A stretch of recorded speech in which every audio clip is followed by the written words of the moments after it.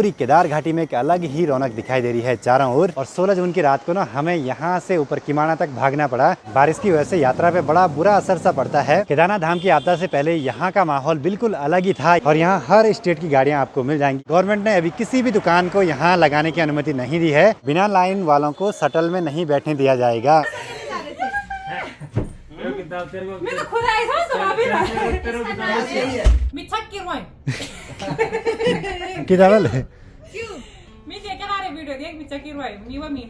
तो सबसे पहले आप सभी को मेरा प्यार भरा नमस्कार। मेरा नाम है आलोक राणा और स्वागत है आप सभी का देवभूमि उत्तराखंड के केदार घाटी के सोनप्रयाग मार्केट से। कल रात को हम करीब 11:15 बजे केदारनाथ धाम का वापसी का ट्रैक करके होटल अभिषेक सोनप्रयाग में पहुंचे थे, जो कि अपनी दीदी लोगों का होटल। बाकी यहाँ पे भी बहुत सारे यात्री लोग रुकते हैं, अपना सामान वगैरह भी रखते हैं और साथ ही यहीं पास में कैंटीन भी है। मतलब कि यहाँ पे रहने खाने की पूरी व्यवस्थाएं आपको केदारनाथ धाम यात्रा के दौरान मिल जाएंगी। और पास से ही रास्ता है पार्किंग में जाने का, जहाँ पे की खूब सारी गाड़ियाँ लगी हैं। मतलब कि यात्रा के शुरू होते ही पूरी केदार घाटी में एक अलग ही चहल पहल दिखाई देती है। पिछले 6 महीने से यहाँ बिल्कुल सुनसान सा माहौल था जब भगवान केदारनाथ जी के कपाट क्लोज हुए थे, लेकिन अभी यात्रा खुल चुकी है तो पूरी केदार घाटी में एक अलग ही रौनक दिखाई दे रही है चारों ओर। सुबह सुबह तो होटल के सामने खूब सारे यात्रियों की भीड़ लगी रहती है, जो कि यहाँ से ठीक सामने जहाँ पे संगम है वहाँ तक शटल सेवा की गाड़ियों में बैठने के लिए लाइन पे लगे रहते हैं। यात्रा खुलते ही पूरी केदार घाटी में हेलीकॉप्टर का खूब शोर सुनाई देता है। हेली सेवाएं भी लगातार जारी हैं यात्रियों को केदारनाथ धाम तक पहुंचाने और वापस लाने के लिए। बाकी दीदी लोगों के होटल के पास में ही यहाँ पे कैंटीन भी है, तो जहाँ पे खाना वगैरह अच्छे रेट पे और अच्छा सा खाना मिल जाता है।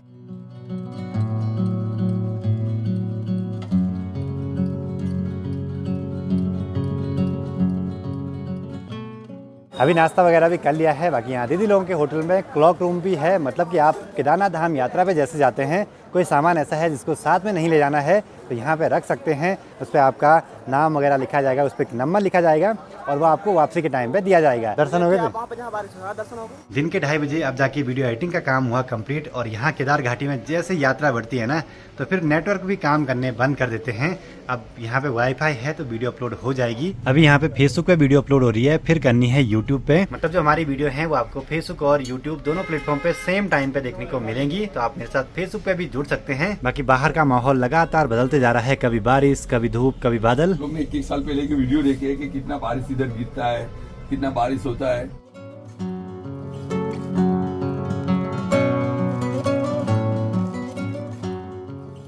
केदारनाथ धाम जाने वालों के मन में एक उम्मीद है भगवान जी के दर्शनों की, और वापस आने वालों के चेहरे पे एक अलग ही खुशी दिखाई दे रही है भगवान जी के दर्शन करके। बाकी यहाँ पे गौरीकुंड से केदारनाथ धाम की दूरी 16 किलोमीटर बताई गई है। कोई 18 बताते हैं, कोई 20, कोई 22, मतलब कि 16 किलोमीटर से 20 किलोमीटर के आसपास हो सकती है। बाकी यहाँ पे बहुत सारे निर्देश लिखे हुए हैं जिनका की पालन करना बहुत जरूरी है सभी को। बाकी साथ ही यहाँ पे यात्रा प्रारंभ करने का समय भी लिखा हुआ है। केदारनाथ धाम यात्रा के दौरान आप अपना व्हीकल यहाँ सोनप्रयाग तक ही ले आ सकते हैं। उसके बाद आपको अपनी गाड़ी यहाँ पार्किंग में पार्क करनी पड़ेगी। बाकी यहाँ देखिए बहुत सारी गाड़ियाँ लगी हुई हैं और पार्किंग लगभग फुल भर चुकी है।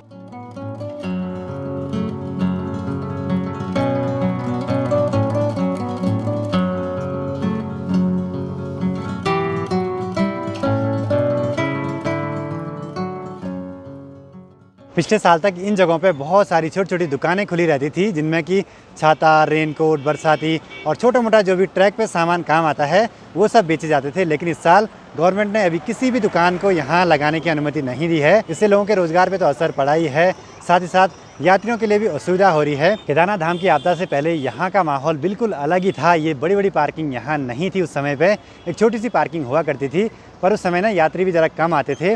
लेकिन आपदा के बाद यात्रियों की संख्या भी बढ़ी, फिर पार्किंग की ज़रूरत भी बढ़ी और यहाँ सोनप्रयाग में भी बड़ी सी पार्किंग बढ़ी और ठीक आगे सीतापुर में भी बड़ी बसों की पार्किंग है, तो वहाँ पे भी फुल भरी रहती है पार्किंग। सोनप्रयाग के पास से ही यहाँ से अब ऊपर का रास्ता है त्रिजुगी नारायण के लिए, जो कि लगभग 12 किलोमीटर की दूरी पे है, जहाँ पे है शिव पार्वती विवाह स्थली और भगवान नारायण जी का मंदिर। और यहाँ पे आवश्यक सूचना लिखी हुई है कि श्री केदारनाथ पैदल यात्रा गौरीकुंड से प्रातः 5 बजे प्रारंभ होगी। बिना लाइन वालों को शटल में नहीं बैठने दिया जाएगा, तो इस बात का भी जरूर से ध्यान रखिए, कहीं फिर आपको यात्रा करने में कोई दिक्कत ना हो। धीरे धीरे अभी बूंदाबांदी भी स्टार्ट होने लगी है। एक बार चलते हैं सामने की पार्किंग में और आसपास के नज़ारों को एंजॉय करते हैं। यहाँ से ऊपर का रास्ता है सीधे सोनप्रयाग मार्केट और केदारनाथ धाम के लिए, और ये रास्ता है पार्किंग के लिए। देखिए जी, केदारनाथ धाम यात्रा पे बहुत लोगों का रोजगार जुड़ा रहता है, खासकर जिन लोगों के भी अपनी गाड़ियां हैं। तो यहाँ पे अपने सुनील भाई जी मिले हैं।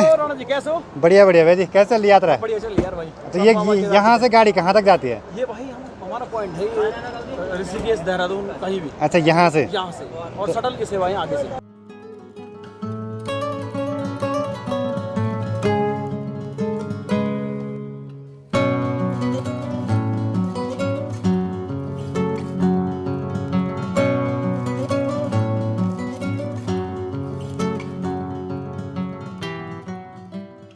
अच्छी बात है कि यहाँ पार्किंग के ऊपर से शेड है, जिस वजह से बारिश से बचे रह सकते हैं यहाँ आसानी से। हफ्ता से पहले ये सब सुविधाएं यहाँ नहीं थी, अब हो गई हैं और यहाँ हर स्टेट की गाड़ियाँ आपको मिल जाएंगी। कुछ उत्तराखंड से, दिल्ली से, हरियाणा से, यूपी से। केदार घाटी में लगातार विकास तो हो रहा है और सुविधाएं भी बढ़ रही हैं। ऐसी बड़ी बड़ी पार्किंग बनना आसान नहीं होता है पहाड़ों में। और साथ ही यहाँ से ठीक नीचे देखिए दूसरी पार्किंग भी दिखाई दे रही है, जो कि बड़ा गजब का माहौल बना रही है ऐसे में। और पास में कल कल करती हुई मंदाकिनी नदी बह रही है, जिसमें अभी पानी तो नॉर्मल सा ही है, लेकिन मानसून में काफी ऊपर तक पानी आ जाता है। जब साल 2013 की आपदा आई थी तो उस समय मैं यहीं सोनप्रयाग में दीदी लोगों के होटल पे रहता था, मतलब कि वहाँ पे कुछ काम वगैरह करता था। उसी साल मैंने 12th पास करी थी और 16 जून की रात को ना हमें यहाँ से ऊपर किमाना तक भागना पड़ा। जब लोगों ने बोला कि पानी आने लगा है मार्केट तक, तो हम भाग गए थे, सारा कुछ सामान वगैरह अपने साथ ले जाके। अब तो ऐसा लगता है कि शायद कभी ऐसी आपदा भी आई होगी यहाँ, क्योंकि समय अपने साथ जो पुराने जख्म है उनको भरते जाता है। और पार्किंग का जो पूरा स्ट्रक्चर है ना, ये मेटल से बना हुआ है। कम से कम इसकी मोटाई है 1 इंच के आसपास। ये सोनप्रयाग की पार्किंग है और इससे लगभग 1 किलोमीटर की दूरी पे सीतापुर की पार्किंग है, जहाँ पे बड़ी बसें, ट्रक वगैरह सब चीज़ें पार्क रहते हैं। तो वहाँ पे ऊपर से पूरा टिन सेट बना हुआ है, बहुत ही गजब की लोकेशन पे भी है। और उस जगह पे भी पूरा आपदा का असर हुआ था, नदी पूरे एरिया में फैली हुई थी। बाकी घोड़े खच्चर भी लगातार लगे हैं काम करने पे पूरी केदार घाटी में। इनके बिना तो कुछ भी काम यहाँ पॉसिबल नहीं है भाई। अब यहाँ पे किसी भाई की बाइक है, तो इन्होंने शायद मथुरा से यात्रा शुरू करी है। उत्तराखंड के 4 धामों में से 3 धाम गंगोत्री, यमुनोत्री और भगवान केदारनाथ जी के कपाट खुल चुके हैं। और कल जब आप ये वीडियो देख रहे होंगे तब तक श्री बद्रीनाथ जी के कपाट भी खुल चुके होंगे। बाकी पार्किंग के पास में ही यहाँ पे वॉशरूम की भी पूरी व्यवस्थाएं हैं, लेकिन एक चीज़ खराब लगी, वॉशरूम की दीवारों पे देखिए भगवान जी की पूरी मंदिर की फोटो लगाई गई है, पता नहीं क्यों। वैसे तो भगवान जी सर्वत्र हैं, लेकिन कुछ कुछ जगहों पे नहीं लगे फोटो, तो थोड़ा सा दिखने में भी अच्छा लगता है फिर। बाकी हेली सेवाएं भी लगातार चलती जा रही हैं ऐसे मौसम में भी। अब पूरी केदार घाटी में सबसे बड़ी दिक्कत है कचरे की, क्योंकि इतने सारे लोग यहाँ आते हैं, तो उनका जो प्लास्टिक और वेस्टेज वगैरह होता है उसका प्रॉपर तरीके से निस्तारण होना चाहिए। पर कई जगहों पे देखा जाता है कि जो कचरा है ना, वो ऐसे ही नदी में फेंका जाता है, जिससे पूरी नदी तो दूषित होती है, दिखने में भी खराब लगता है। मैंने यहाँ पे इतना छुटकू ट्रैक्टर पहली बार देखा और इतना छुटकू सरिया भी पहली बार देखा। कई टाइप की मशीनें आती रहती हैं भैया। जनरेटर देखो कितना बड़ा है। आपके मन में एक सबसे ज़रूरी सवाल आ रहा होगा कि यहाँ मौसम कैसा है, टेम्परेचर कितना है। तभी यहाँ हमने देखिए जैकेट वगैरह, स्वेटर वगैरह सब चीज़ें लगा रखी हैं। मतलब कि अगर बारिश लगती है तो टेम्परेचर थोड़ा सा डाउन हो जाता है, ठंड लगती है सुबह शाम, दिन में नॉर्मल है। बाकी केदारनाथ धाम में भी इस बार उतना ज़्यादा ठंडा महसूस नहीं हुआ, नॉर्मल था। लेकिन गर्म कपड़े तो अपने साथ ले आने ही हैं। सुबह शाम और रात के टाइम पे बड़ी ठंड होती है वहाँ, दिन में ज़रा टेम्परेचर नॉर्मल रहता है। बारिश की वजह से यात्रा पे बड़ा बुरा असर सा पड़ता है। सभी पैदल यात्रियों को आने जाने में बड़ी दिक्कतें होती हैं। केदारनाथ धाम का जो पैदल रास्ता है उसमें पूरी कीचड़ कीचड़ सी हो जाती है, कपड़े ख़राब हो जाते हैं और खच्चर के पैरों से पूरी कीचड़ उछल सी जाती है कभी कभी। बहुत सारी चीज़ें हैं भाई, पर यह प्रकृति है, इसके सामने तो कोई नहीं जीत सकता है।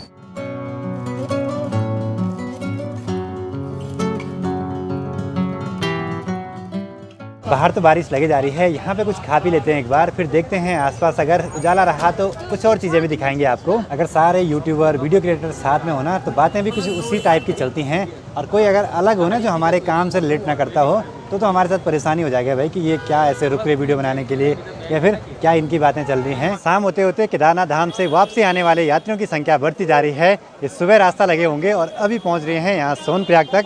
अब इसके बाद यहाँ से भी इनको डायरेक्ट गाड़ियाँ मिल जाती हैं। जैसे ही मार्केट में आते हैं तो यहाँ पे जो गाड़ियाँ लगी हैं ये हरिद्वार ऋषिकेश तक जाती हैं। तो यहाँ से किराया पड़ता है ऋषिकेश का लगभग 1000 रुपये, हरिद्वार का 1200 रुपये और श्री बद्रीनाथ धाम का लगभग 1500 रुपये। डिपेंड करता है यात्रा सीजन पे, अप डाउन भी हो सकता है ये रेट। तो ये है जी मेन सोनप्रयाग मार्केट, जहाँ पे कि आपको रहने खाने की पूरी व्यवस्थाएँ मिलने वाली हैं।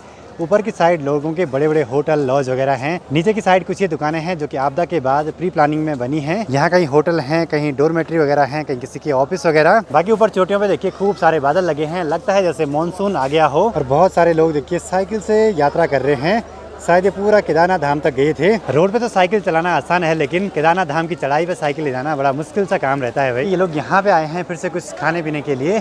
क्या है भाई, आज खाते रहोगे। और मैं कुछ इन्फॉर्मेटिव रील्स वगैरह बना रहा था, इन्होंने मेरे को पीछे ही छोड़ दिया है। खैर कोई नहीं, रील्स जरूरी हैं जिससे कि छोटी छोटी जो जानकारियां हैं वो लोगों तक पहुंच सके आसानी से। बाकी पिट्ठू वाले सभी भाई नए नए पिट्ठू बना के ऊपर केदारनाथ धाम की ओर ले जा रहे हैं। मतलब कि सभी के अपने अपने रोजगार हैं इस यात्रा से। बाकी बूंदाबांदी लगातार हो जा रही है। अब चलते हैं फटाफट से होटल पे। शाम तक दीदी लोग भी पहुंच जाएंगे केदारनाथ धाम से। हर कोई इस यात्रा को अपने अपने तरीके से करता है, कोई पैदल, कोई गाड़ियों से, कोई बाइक से, कोई साइकिल से। बाकी सोनप्रयाग मार्केट में आपको कुछ ऐसे भगवान जी के मंदिर के छोटे छोटे रेप्लिका भी मिल जाएंगे जो कि अलग अलग रेट के हैं। कुछ छोटे हैं, कुछ बड़े हैं और कोई यहाँ पे हैं बर्फबारी के टाइम के। मतलब कि इन चीज़ों को आप अपनी याद के तौर पे यहाँ से ले जा सकते हैं। शाम होते होते अभी जरा मौसम सही होने लगा है तो अच्छी बात है। थोड़ी सी बारिश तो सही लगती है, लेकिन ज़्यादा बारिश लगे तो यात्रा करने में बड़ी दिक्कतें होती हैं भाई। ऐसे में पार्किंग की भीड़ को देख के लगता है कि केदार घाटी में कितने ज़्यादा श्रद्धालु आए हुए हैं सिर्फ भगवान जी के दर्शनों के लिए। अभी देखिए सामने मंदाकिनी नदी का पानी बिल्कुल मटमैला सा हो गया है। इसका मतलब यह कि ऊपर ऊपर खूब बारिश हो रही है अभी। जाऊंगा तो जरूर दिखाऊंगा। सारी तैयारी के साथ जाना, कपड़े वगैरह जो भी हैं। तो चले जी, यहाँ पे एडिटिंग का काम चल रहा है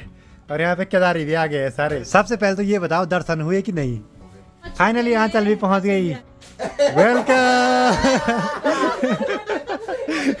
सब इनका ही वेट कर रहे थे यहाँ पे। ये देखो सबके कैमरे और। तो कैसे हुआ आज दर्शन? बहुत ही अच्छे हुए। 1 बजे लाइन पे लगे और 4:15 पे दर्शन हो गए थे। बाहर आ गए थे यानी कि। अच्छा। और जैसे ही बाहर आए और इसके और शिवम के जूते वहीं पे, हैं? अब मेरे जूते गायब नहीं, वहाँ पे कोई पुराने जूते रखे थे सेम टू सेम कैचुआ के। बाकी आज इस रूम में बहुत सारे ब्लॉगर हैं जो कि एक साथ बैठे हुए हैं और कुछ लोगों ने कुछ रील्स डाली हैं कुछ दिन पहले कि केदारनाथ धाम में 99% ब्लॉगर्स जा रखे हैं सिर्फ वीडियो बनाने के लिए और 1% जा रखे हैं वहाँ दर्शन करने के लिए। ये बात गलत है क्योंकि हमारी वीडियो के थ्रू लाखों लोग दर्शन कर पाते हैं घर बैठे, और जो लोग वहाँ नहीं पहुँच पाते हैं उनको भी घर बैठे दर्शन हो जाते हैं। तो इससे बढ़िया बात हमारे लिए और कुछ नहीं हो सकती है। हम बीच का माध्यम बन रहे हैं। बाकी यहाँ पे बहुत सारे ब्लॉगर्स हैं तो सभी के चैनल के नाम आपको बता देते हैं। सुस्मिता छेत्री ब्लॉग्स, प्रीति राणा, गौरव ब्लॉग, आशा राणा ब्लॉग, प्रियंका योगी तिवारी, यमकेश्वर ब्लॉग्स, नमस्ते पहाड़, आरटीके ब्लॉग्स, कूल पहाड़ी, एसजे फैमिली ब्लॉग और पहाड़ी बाइकर। तो आप सभी को बहुत बहुत धन्यवाद इस पूरी केदारनाथ सीरीज पे अपना इतना प्यार और सपोर्ट देने के लिए। अब इस वीडियो को यहीं पे क्लोज करते हैं। वीडियो पसंद आए तो इसको लाइक कीजिए, कमेंट कीजिए और अपने दोस्तों के साथ शेयर कीजिए। मैं आलोक राणा मिलता हूँ आपसे अगली नई वीडियो में। तब तक के लिए जय हिंद, जय भारत, जय देवभूमि उत्तराखंड।